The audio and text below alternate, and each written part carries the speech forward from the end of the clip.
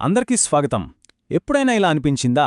Team అంతా చాలా బిజీగా కనిపిస్తుంది, కానీ రోజు చివరికి చూస్తే అసలు పని జరగనట్లే ఉంటుంది. ఆఫీసుల్లో ఉండే ఇలాంటి గందరగోళాన్ని ఒక కంట్రోల్లోకి ఎలా తీసుకురావాలి, ఒక క్రమపద్ధతిలో విజయంగా ఎలా మార్చాలి అనేదే ఈరోజు మన విశ్లేషణ. దీనికోసం ఒక పక్కా బ్లూప్రింట్ మనమిప్పుడు చూడబోతున్నాం. పదండి మొదలుపెడదాం. ముందుగా ఈ ప్రశ్నతో మొదలుపెడదాం. చాలాసార్లు టీమ్స్ చాలా హడావిడిగా కనిపిస్తాయి, ఒక పని నుంచి ఇంకో పనికి పరుగులు పెడుతూ ఉంటాయి. కానీ ఆ కష్టానికి తగ్గ ఫలితం మాత్రం రాదు. ఎందుకలా? ఎందుకంటే ఒక సరైన పద్ధతి, ఒక ప్రాసెస్ లేనప్పుడు ఎంత కష్టపడినా అది గందరగోళమే అవుతుంది. ఈ సమస్యను ఎలా అధిగమించాలో ఇప్పుడు చూద్దాం. ఓకే, ఈ గందరగోళం నుంచి నియంత్రణ వైపు మన ప్రయాణంలో ఈ 5 స్టెప్స్ ఉంటాయి. మొదట ఈ అయోమయం వల్ల అసలు సమస్యేంటో చూద్దాం. తర్వాత అడగాల్సిన అతి ముఖ్యమైన ప్రశ్నేంటో తెలుసుకుందాం. ఆ తర్వాత ఒక ప్రాక్టికల్ బ్లూప్రింట్ తయారుచేసి దాన్ని ఎలా అమలు చేయాలో, చివరగా దానివల్ల వచ్చే అద్భుతమైన ఫలితాలను ఎలా కొలవాలో చూద్దాం. సరే, మొదటి సెక్షన్. అసలు ఈ గందరగోళం వల్ల వచ్చే ప్రాబ్లమేంటి? స్టాండర్డ్ పద్ధతులు లేకపోవటం అనేది ఏదో చిన్న ఇబ్బంది కాదు. అది మనకు తెలియకుండానే మన సమయాన్ని, డబ్బుని, టీం మోరల్ని దెబ్బతీసే ఒక సైలెంట్ కిల్లర్ లాంటిది. ఏ ఆర్గనైజేషన్కైనా దీనివల్ల చాలా సీరియస్ పరిణామాలుంటాయి. చూడండి, క్వాలిటీలో తేడాలు రావడం, డెడ్లైన్స్ మిస్ అవ్వడం, టీంలో ఫ్రస్ట్రేషన్, ఇవన్నీ వేర్వేరు సమస్యల్లా కనిపించొచ్చు. కానీ వీటన్నింటికీ మూల కారణం ఒక్కటే: స్టాండర్డ్ ప్రాసెస్ లేకపోవడం. ఎవరికి తోచినట్టు వాళ్ళు పనులు చేసుకుంటూ పోతే క్వాలిటీ అనేది ఒక లాటరీలా తయారవుతుంది.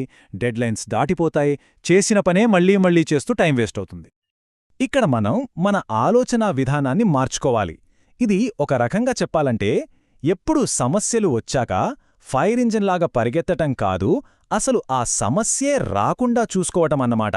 అంటే రియాక్టివ్గా ఉండటం మానేసి స్ట్రాటజిక్గా ఆలోచించడం మొదలుపెట్టాలి. మనం మొత్తం ప్రయత్నానికి ఇదే దిక్సూచి.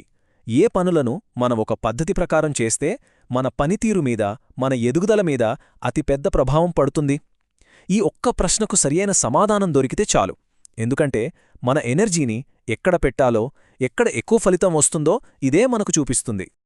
మరి ఆ కీలక ప్రశ్నకు సమాధానం ఎలా తెలుస్తుంది? ఒక స్ట్రాటజిక్ బ్లూప్రింట్ తయారుచేయడం ద్వారా. ఇది కేవలం ఏదో రాసి పక్కన పెట్టడం కాదు, మన లక్ష్యాలను ఆచరణలో పెట్టగల ఒక క్లియర్ యాక్షన్ ప్లాన్గా మార్చడం. ఏ ప్లాన్కైనా మొదటి స్టెప్ ఒక క్లియర్ టార్గెట్ పెట్టుకోవటమే. మనం వివరాల్లోకి వెళ్లే ముందు అసలు మనం ఏం సాధించాలనుకుంటున్నాం, మన పర్పస్ ఏంటి, అలాగే ఈ మార్పు ఏ డిపార్ట్మెంట్కి సంబంధించింది అంటే మన స్కోప్ ఏంటి, చివరగా సక్సెస్ అయితే అది ఎలా ఉంటుంది అంటే మనకు కావలసిన అవుట్కమ్ ఏంటి, ఈ 3 విషయాల్లో క్లారిటీ ఉండాలి. ఈ టేబుల్ చూడండి, ఇది చాలా సింపుల్ కానీ పవర్ఫుల్. మీ ఆఫీసులో ఉండే ముఖ్యమైన పనుల్ని, అంటే క్లయింట్ ఆన్బోర్డింగ్ లాంటి వాటిని లిస్ట్ చేయండి. ఆ పని ఏ డిపార్ట్మెంట్ చూస్తుంది, దానివల్ల వచ్చే ఇబ్బందులేంటి, ఫర్ ఎగ్జాంపుల్ క్వాలిటీ సరిగా ఉండట్లేదు లేదా పని చాలా నెమ్మదిగా అవుతోంది లాంటివి. దీన్ని బట్టి దేనికి ఎక్కువ ప్రాధాన్యత ఇవ్వాలో మనకి ఈజీగా తెలిసిపోతుంది. ఇప్పుడు ఈ క్రైటీరియాని ఒక ఫిల్టర్లాగా వాడాలి. మనమిలా ప్రశ్నించుకోవాలి: ఈ పని మళ్ళీ మళ్ళీ చేస్తామా? దీని సక్సెస్నే కొలవగలమా? టెక్నాలజీ వాడి దీన్ని ఆటోమేట్ చేయొచ్చా? ఇలా చేయడం ద్వారా ఏ పనులపై ఫోకస్ పెడితే ఎక్కువ లాభముంటుందో వాటిని మనం ఈజీగా ఫిల్టర్ చేయొచ్చు. ఈ ప్రాసెస్ అంతా చివరికి ఒక స్టాండర్డ్ ఆపరేటింగ్ ప్రొసీజర్ లేదా సింపుల్గా ఎస్ఓపి రూపంలోకొస్తుంది. ఎస్ఓపి అనగానే ఏదో పెద్ద బోరింగ్ డాక్యుమెంట్ అనుకోవద్దు. ఇది మన టీంకి ఒక ప్లేబుక్ లాంటిదన్నమాట. ప్రతిసారీ ప్రతి ఒక్కరూ ఒకే గేమ్ ప్లాన్ని ఫాలో అయ్యేలా చూసే గైడ్ ఇది. సరే, మన బ్లూ ప్రింట్ రెడీ అయిపోయింది. ఇప్పుడు దాన్ని నిజం చేయాల్సిన టైం వచ్చింది. ఈ తర్వాతి సెక్షన్ అంతా యాక్షన్ గురించే. మనం పేపర్ మీద రాసుకున్న ప్లాన్స్ని రోజువారీ పనులుగా ఎలా మార్చాలి అనే దాని గురించి. ఒక మంచి ప్లాన్ని అమలు చేయడం కూడా అంతే ముఖ్యం. దాన్ని ఇలా చిన్న చిన్న స్టెప్స్గా విడగొట్టుకుంటే చాలా ఈజీ అవుతుంది.